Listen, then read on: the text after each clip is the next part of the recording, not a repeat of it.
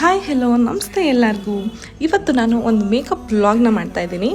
ಇವತ್ತು ನನ್ನ work second location ಆಗಿದ್ದು ಸಂದೇಶ್ ಪ್ರಿನ್ಸ್ ಹೋಟೆಲ್. ಇಲ್ಲಿ ನಾನು ನನ್ನ ಬ್ರೈಡ್ನ ರೆಡಿ ಮಾಡೋಕ್ಕೋಸ್ಕರ ಬಂದಿದ್ದೀನಿ.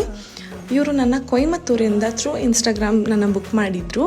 ಆ್ಯಂಡ್ ಇವರ ಹೇರ್ ಸ್ಟೈಲ್ ನಾನು ಬರೋಕ್ಕಿಂತ ಮುಂಚೆನೇ ನನ್ನ ಹೇರ್ ಸ್ಟೈಲಿಸ್ಟ್ ಆಲ್ರೆಡಿ ಮಾಡಿ ಹೊರಟಿದ್ರು.